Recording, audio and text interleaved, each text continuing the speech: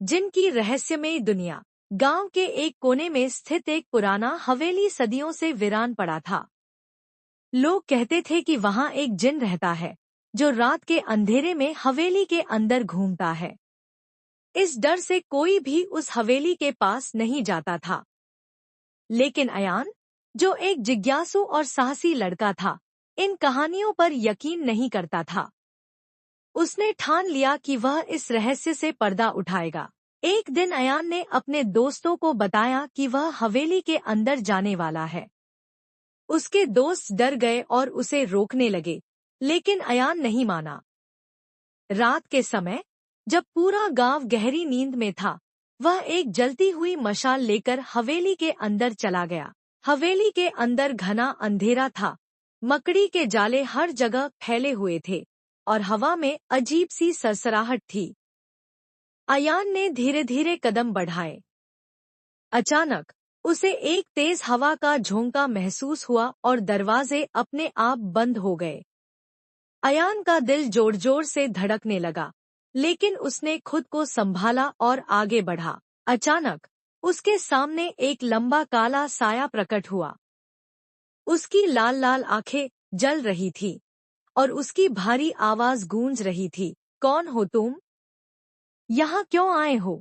अयान ने हिम्मत जुटाकर कहा, मैं जानना चाहता हूँ कि इस हवेली में तुम क्यों रहते हो। जिन कुछ पल चुप रहा, फिर उसने भारी आवाज में कहा, सैकड़ों साल पहले मैं इस हवेली का रक्षक था, लेकिन एक दुष्ट तांत्रिक ने मुझ पर काला जादू कर दिया और मुझे इस जगह कैद कर दिया। जब तक कोई मुझे इस श्राप से मुक्त नहीं करेगा, मैं यहाँ फंसा रहूंगा। अयान को जिन की बात पर दया आ गई। उसने पूछा, तुम्हें मुक्त करने के लिए मुझे क्या करना होगा? जिन ने कहा, मुझे एक पवित्र मंत्र पढ़कर मुक्त किया जा सकता है। वह मंत्र इस हवेली के तहखाने में रखी एक पुरानी किताब में है। अयान ने बिना समय गवाए तहखाने की ओर कदम बढ़ाए। वहां धूल और अंधेरा था, लेकिन कुछ देर की तलाश के बाद उसे वह पुरानी किताब मिल गई। उसने मंत्र पढ़ना शुरू किया और जैसे जैसे शब्द गूंजते गए, हवेली में रोशनी फैलने लगी। अचानक एक तेज रोशनी हुई और जिन मुक्त हो गया। उसने अयान को धन्यवाद दिया और कहा, तुम्हारी बहादुरी और दयालुता ने मुझे वर्षों की कैद से आजाद किया है। मैं हमेशा तुम्हारा ऋणी रहूंगा। इसके बाद जिन हवेली से बाहर निकल गया और हवेली की भयावहता भी समाप्त हो गई। अयान ने जब यह बात गांव वालों को बताई, तो वे हैरान रह गए और उसकी बहादुरी की सराहना करने लगे।